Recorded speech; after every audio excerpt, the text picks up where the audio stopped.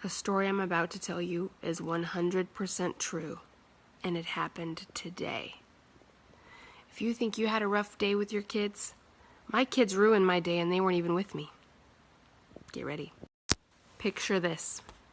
I'm at work, okay? I just got done shampooing my guest, getting color out of her hair. I take her back to my station to cut her hair, and the receptionist comes up to me and says, "Tasha, there's a police officer at the front desk who'd like to talk to you."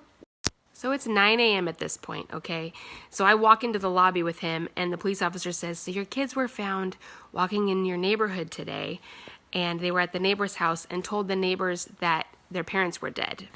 So this poor older couple who happened to spot my kids wandering the streets pulled them into their home and said, "What's going on?" They say, "My parents are dead." And so they call the police. And so 6 cop cars show up to my house.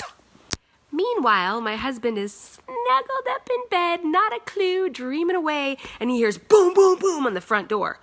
So he comes running out and sees a cop in the frickin' porch. And he's like, "Sir, could you come outside?" So my husband goes outside, and he's thinking something's going on in the neighborhood because he's still half asleep. He thought he was being warned about something. He's like, "So your kids are at the neighbor's house down the street, and they told us that you and your wife were dead. So do you mind if we come inside and look around?" So that was a good splash of water to the face. So he's waking up at this point, and he's like, "Yes, come inside. I'm going to sit on the couch. Feel free to look around. My daughter's asleep in her crib." She was, thank God. But they looked around. Once they realized that nobody was dead in the house, they were like, "Okay, where's your wife?" And my husband said, "She's at work at this salon." And they're like, "Okay, well, we're going to have to send one of the police officers down there to make sure she's there and she's okay and she's safe."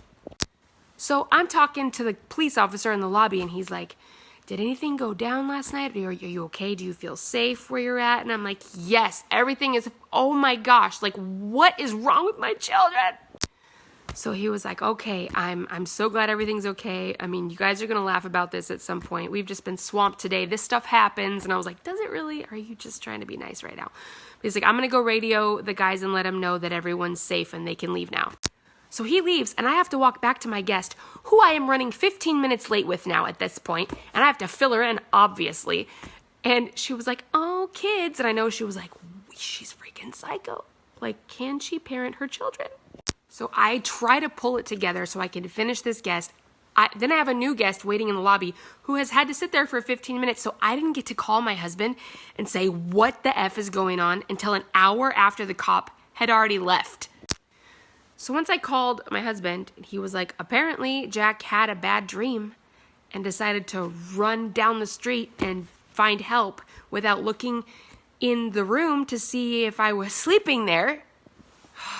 Not to mention, did I already tell you that it was like 25 degrees this morning and they didn't have shoes on and one of them didn't have a shirt on? They were just walking the streets with pajama pants on and half naked. Like, this is real, you guys. I promise you this is a true story. You guys might wonder why I talk about wine so much, but I've never needed wine as much as today. When the police came to my work to see if I was alive,